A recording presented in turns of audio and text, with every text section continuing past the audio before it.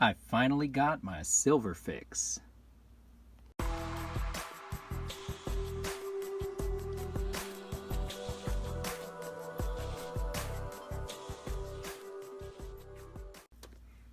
Hey YouTube, how you guys doing? This is Silver Husky doing, I guess, a little bit of an unboxing video.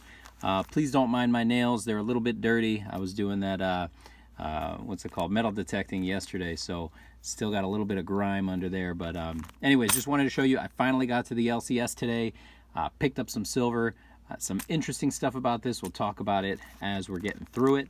I am outside of Texarkana, probably about, I don't know, 10-15 minutes from the center of the city, but there is a local coin shop not too far from where I'm staying. And I just wanted to go through some of these cool pieces in here to show you guys. So yeah, there's all kinds of cool stuff actually, but I guess let's start with some of the constitutional. Actually, it's almost all constitutional. So I got a couple of these regular old 1964 quarters. They're in pretty good condition, so I figured, you know, hey, it doesn't hurt to pick up a couple of quarters. And you know, for any new stackers out there, and I know a lot of you guys are probably much deeper into stacking than I've ever been. I really only started about a year and a half ago. But for those of you who are brand new, there is nothing wrong with walking into a coin shop and picking up something as simple as like 1 dime or a quarter or a dollar's face of this 90% silver. And I tell you, case in point, when I went in there today, there was a young gentleman. He must have been, I don't know, maybe 7 or 8 years old, and he was talking to the owner for a good 20-30 minutes about the 1909 VDB penny. And the kid had pennies laid out everywhere that he was searching in the coin shop, and the guy was giving him the time needed to go ahead and search those pennies like a true coin collector. I think that was pretty awesome of the owner to do that, but really what it does is it promotes the hobby, because that kid is the future of this whole hobby as it is. So anyways, nothing wrong with picking up just a couple of coins when you go in, but wanted to show you guys some of the pieces. Obviously these quarters, I'll sift out these dimes right here. I picked up a bunch of mercury dimes, a dollar's face. I didn't get a whole bunch of stuff, but you know, hey, a dollar's face. There's something else in there. That is not a penny. I'll go through that in a second. But these are all 1942 through 45. There are no 42 over 41s in there. I did check, but these are the best condition that he had. A lot of them were really slicked down. These ones are all right. So, you know, I always like, if I had a choice between Mercuries or Roosevelts, although the Roosevelts have a little bit higher silver content because they're not as rubbed down, I will still take Mercuries because I do love that design. I think that classic look is just a beautiful look. I mean, you can't go wrong with that. Look at that. It's amazing. But anyways, so here we have those dimes, quarters. That's $1.50 right there. Let's cover, well, let's look at this guy real quick. 1963 Ben Franklin. A lot of his Benjis were also pretty slick down. This one was the best condition I could find. It's a Denver mint. You can see that mint mark right there at the top. But this is the best condition I could find. You know, interesting thing with these, with any constitutional silver, there's usually a dead giveaway on whether or not the coin is slicked down or not. I'll give you an example. Right here, you want to find the banding on this this axe right here. The banding going north and south, and then the banding 2, 2, and 3 going, I guess, horizontally on this side. Now, none of these have really good banding on them, but you can kind of see some of it, so you know that it's in decent condition. So it's got the majority of its silver content. As with any of the reverses, you don't want them to be too slick down, because then you know you're going to be missing quite a bit of silver from the coin. For quarters, you know, on a standing Liberty quarter, it's pretty easy to tell that it's slicked down. On one like this, what I typically look for is, you know, the claws. You can look for the tail. Sometimes you can see the tail a little bit better. or the feathers, right, on the wings.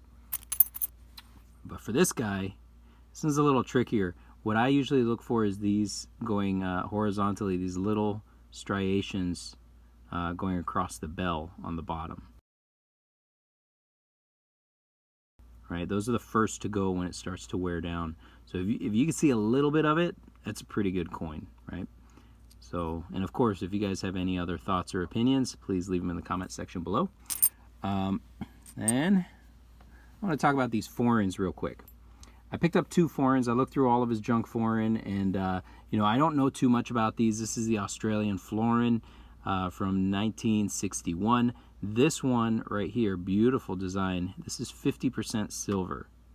I think he slightly overcharged me on this one, but then again, you know what? We don't get a lot of these in the U.S., so hey, I'll take it. And this one's in pretty decent condition, so not a big deal. I like kangaroos, I like emus, and you know, it's a pretty awesome design. So not too bad, very cool. This one, I know International Stacker talks about these quite often. These are the Philippine centavos, right? 20 centavos for this one. Cool design, kind of hard to see. It's a little bit worn down, but interesting thing about this, it is from the Philippines. However, look at that. United States of America, 1917. And you can't really see it, but under that dot right there, there's an S mint mark. So this was minted in San Francisco. It's a pretty awesome coin, pretty awesome eagle on a shield. That is definitely a USA kind of coin. But yeah, it's Filipino. So we were minting their coins for them. I believe they were under our protection at the time, so that's probably why we were doing that. So moving on from that, let's look at some of these Walking Liberties. Okay, so I picked up a few of them. I do like Walking Liberties anyways. This is the oldest one that he had in his junk bin for halves. So I picked that one up. It's in, you know, pretty slick down condition. For this one, what we're looking for is you're looking for the feathers on this eagle right here. So not too bad, right? Can't see any on him, but that's all right. This one has much better feathers. You can see them, the detail on them, so much better. The eagle, you can see his mouth, his beak, and it's pretty good. But then again, it is a newer one. This is 1939, so it is probably about 20 years younger than the other one that I just showed you. I got this one, a little bit of a novelty coin, right? It's got some color to it, but the detail is impressive. She actually looks very complete. She's not slicked down at all. And you look on the back side, somebody took good care of this one. So I'm actually probably going to put this one in a flip because that eagle looks flawless, right? Obviously it's not uncirculated, but it is in great condition nonetheless. So great coin. You know, and I talked to one of my coin guys and he was telling me that what you can do with these is you just dip them in acetone, and the acetone will eat that paint right off, and you can just lightly rub it right off.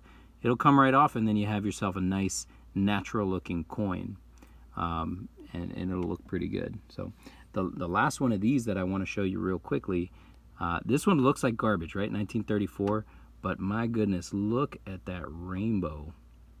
All right, can you see that? Can you get a good view of that rainbow right there on the bottom right where it says "In God We Trust," or on the top left?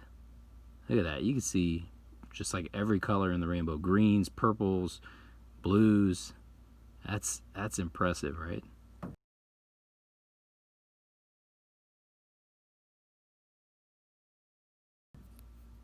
And then on this side too, there's a little bit of damage right there, but man, those rainbow tones on the edges look awesome.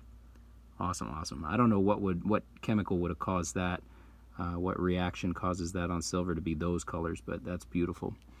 Last 2 coins, one is a novelty coin and one is a hold coin. So we'll do the novelty coin first because I think that one looks pretty cool. Okay, novelty coin. Another Walking Liberty. This one is in great condition. This one looks like it probably came fresh from the mint, and somebody dipped it, they colored it, and they dipped it in this acrylic or whatever epoxy that is. that sealed the coin in its current condition. And so yeah, that is a flawless coin minus the junk that's laid over it. And on the other side as well, look at her.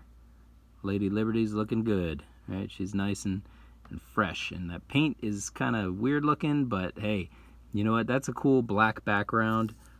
She's got this interesting little fiery dress on, and the flag is green, which is weird, but hey, maybe it was once blue and it just faded out to green. That's probably what happened. I'm going to assume that's what happened. Maybe this was supposed to be blue as well. But either way, really cool looking coin, nice novelty piece. I like it a lot. I think that's pretty awesome.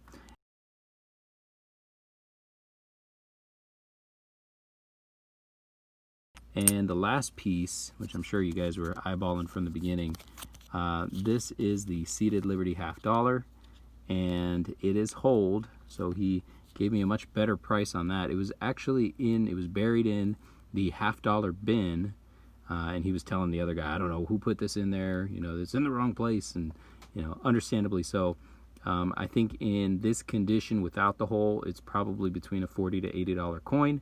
Not too sure, but I think it's something around that. He gave it to me for quite a bit cheaper because it's got a hole in it, and because it was mistakenly in the wrong place. But cool looking coin nonetheless. I do like the seated Liberty, the way she looks.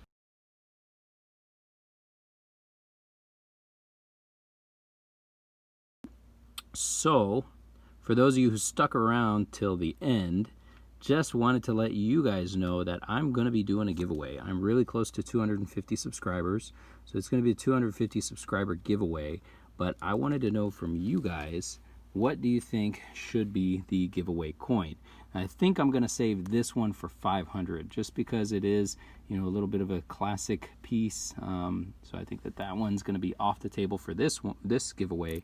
However, I'd be open to suggestions on what you guys think. I'll maybe take it to a vote and see what you guys would like to have as a giveaway. And I think the face value amount that I'd be willing to do on that is 50 cents. So if you think it should be 2 quarters or one of these halves, you can call out which half you think is the best, or 50 cents of mercuries, I'm okay with that. Or even the florins. I'd be willing to do both florins like that as the giveaway prize. But let me know what you guys think. I might even do 2 of them. I might do a you know, one for comment and then one for you know, a shout out video or something like that. But yeah, I'm always open to suggestions, so if you guys can think of something, I'd be happy to oblige. And yeah, I'm looking forward to hearing what you guys have to say. And based off of that, maybe tomorrow I will post a 250 subscriber comment video. All right, guys. Well, I had fun at the coin shop, and I hope you guys had fun watching. I appreciate you guys a lot, and of course, don't forget to hit like and subscribe. See you guys next time.